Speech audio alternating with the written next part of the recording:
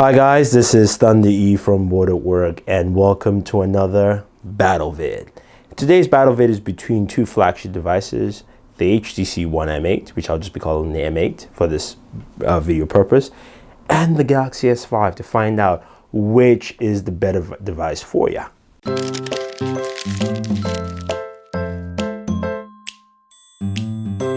Okay, so we have our M8 and our Galaxy S5, and let's go over the hardware first before we actually jump into some of the nitty-gritty with this battle vid. So the first thing we'll pick up is the M8. The M8 comes with this all aluminum body build. It's a unibody build and there's very little plastic on this device. You can see it's a metal frame, you've pretty much got that plastic lining in the middle, and that's pretty much it. Now on the front you do have a 5-inch 1080p display. You've got the boom sound speakers there. You've also got a 5-megapixel front-facing camera, which basically is a selfie camera, and at the rear you've got that 4-megapixel ultra pixel camera, and of course it's got that dual camera setup with the other sensor camera, which will help you with refocusing as well as low light photography. You've got the dual LED flash, basically with a skin tone flash similar to the iPhone 5. Now underneath the hood you have a Qualcomm 801 processor, 2 gigs of RAM. You've got internal storage is up to 32 gigabytes and is expandable with micro SD. I apologize, for some reason I'm not speaking well right now. So that is the M8, and that's the hardware there. It's running Android 4.4 with Sense 6, so the new version of Sense, and it's got a few features inside. We'll check that out. Next up is the Galaxy S5. This is Samsung's latest design in the Galaxy S series. It's got a 16 megapixel camera. You've got an LED flash and you've got a heart rate monitor, basically to help you with the exercise and all that fun stuff. Now, if we look around the device itself, it's got this faux leather plastic at the back, which we're used to, but it's got a removable back cover, and this thing is water resistant. Basically, you can see the seal around here. Basically seals up the main components of this device, aka the battery, the SIM card, the micro SD expansion. Yes, it does have micro SD expansion, but this has 16 gigabytes of storage internally in here. We close this up, so we have that. Now, in terms of hardware, the hardware is very similar to the S4 in terms of design, but you can see some of the locks like the USB 3.0 instead of USB 2.0 there, as I started up a video. And then you have a 5-inch 1080p display. You've got a 2.1 megapixel front-facing camera on here, and in terms of processor, a Snapdragon 801, as well as 2 gigs of RAM in there, but of course 16 gigabytes of storage, expandable micro SD. So let's first do the first round of the battle vid, hardware. So taking a look at the hardware for each device. Now I'm going to break this down into two hardware categories: hardware aesthetics and hardware practicality, or just basically hardware function. If you will, hardware aesthetics, I got to give it the HTC One M8. In design and build, because it's an all-metal device, and because actually crafting an all-metal device is much harder than building something with plastic, I got to give it to HTC. They've actually smoothed it out and made it more metal and less plastic altogether. It's one unibody build, and it's pretty solid, and I would say I do like the design of the One M8. It beats the S5 hands down on there, even though it's still just an upgrade of design from the M7 from last year. So on the hardware aesthetics, the One M8 basically wins on that one. In hardware practicality, gotta give it to Galaxy S5. And I didn't decide to just break it into two just because I wanted to give one to the others, because they're two different aspects which people tend to confuse. The hardware practicality is very simple. This is plastic. I can toss this if I want to, and you know what? It's gonna give me more bounce back and give and less scratches on the device. I have dropped this quite a bit and already I see scratches, so some of that aesthetic value is beginning to get lost. Otherwise, with the plastic build, not so much. Also, you do have the fact that you can open up the back cover and swap out the battery, and also take out the battery if you have some malfunction issues. And also, this is a water-resistant device. So yes, you've seen videos on YouTube where people have dropped this in water and all that stuff. It's water-resistant, not waterproof, but it does protect you from splash and damages. So I do like that photo. So on hardware practicality, I gotta give it S5 hardware aesthetics, goes to the HTC One M8. Now what we're going to do is judge the cameras. So you have 2 cameras here, but before we do that, let's take a look at the camera software for both. So the HTC One M8 basically comes with a brand new camera apparatus. You can see the camera interface here. Very simple, very clear. You do have the ability to change into different camera modes here in the bottom, and then you also have the ability to go and play around with different camera settings. So your ISO, your EV, ABW, and things like that. So you have all that there, and of course you can automatically turn on and off your flash. So that's that.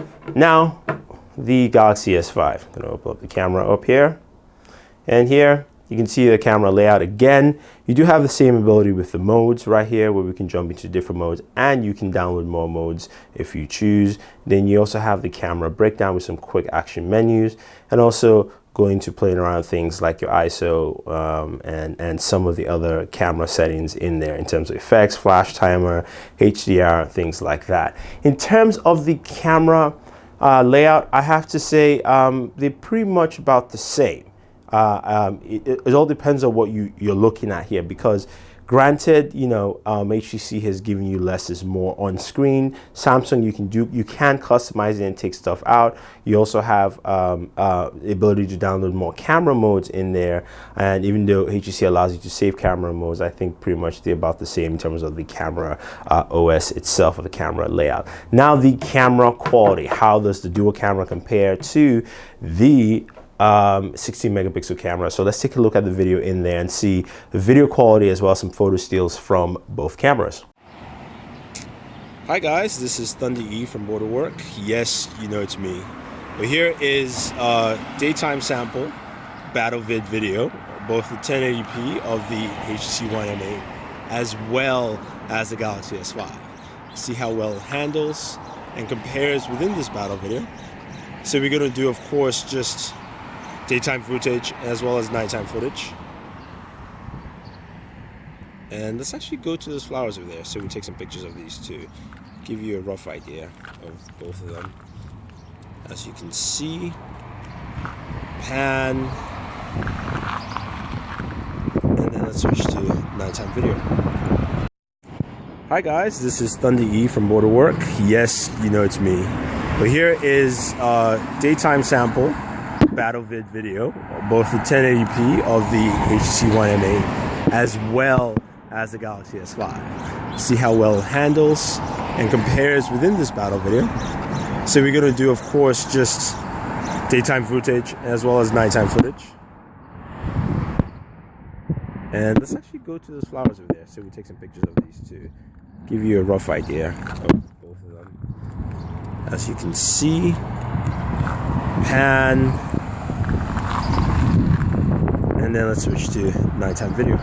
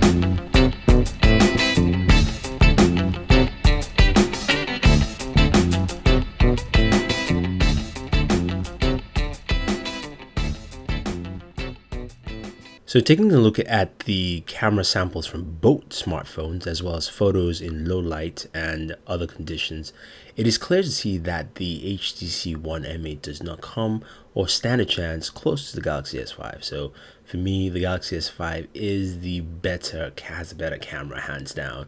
It's better in low light, better in daylight pictures, more vibrant, more sharper, and also you can see clearly that the S5 also handles a very good job with video. All right, so now let's take a look at other things. Speakers. So both of them have improved speakers, and this is one aspect where HTC has talked about the quality of the speakers here. So we're going to go to our music application here, and we're going to fire up a song or a track so you can hear it. Where's my music app here? Where did I put it? Okay, and we'll start off with the S5.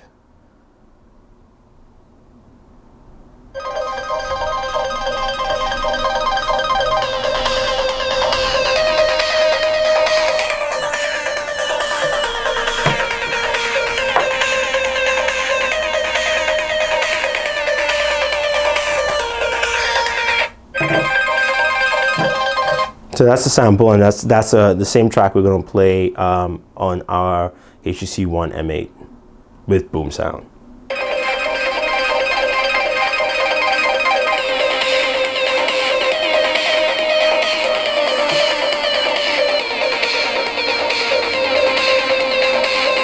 So point of reference again.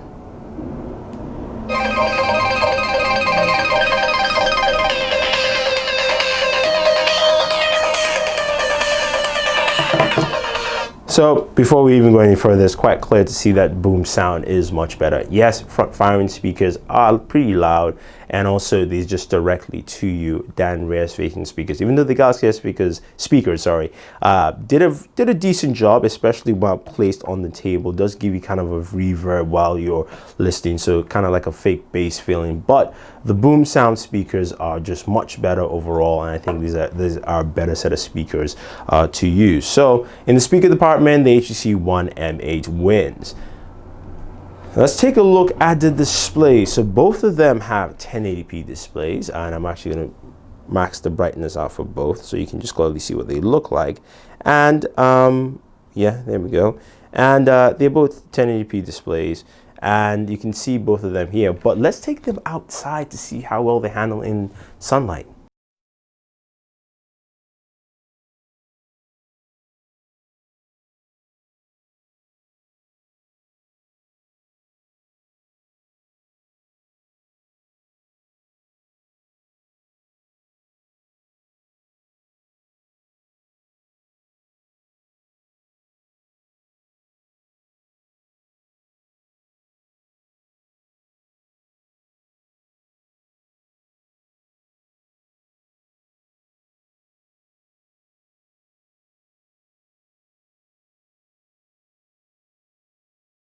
All right, so we see both devices out in sunlight. To me, the S5 does a slightly better job in sunlight than the HTC One M8. Even though both are fairly close, you can see much better in sunlight with the Galaxy S5 than the One M8. And also you can see on the auto settings there, the Galaxy S5 has a brighter auto setting than what you will find with the HTC One M8. So for me, the Galaxy S5 display is just much better, more vibrant, and much sharper display overall. They're both Android devices. They have two different types of OSs in there. But what's the functionality? What are the functionality benefits of picking HTC One M8 over Galaxy S5, or vice versa here with both devices? So we start off with the One M8. One M8 has a knock feature, similar to what you found with Lumia, the Lumia devices, or with the LG phone, where you can either slide to unlock your phone, you can double tap, you can do all these things to actually unlock it, but it's actually much easier to just slide and it unlocks the whole phone for you, and you can use it whichever way you choose. So that's a pretty cool feature on there with this device overall. Now, in terms of other little features in there, there's really not much in terms of other little features. You do have blink feed, which of course is just basically a news aggregate system, but other software features not so much. And that's pretty much it with the HTC One and One M8. Now, with the Galaxy S5, Samsung has added, of course, the full plethora of devices as you would expect. You have all the gesture features, which I don't have turned on, but they do work similarly to all your Galaxy S devices. Now, you also have other things too in the Galaxy S5 series. So, if you actually look at the notification bar and scroll through to the far right, you have a toolbox.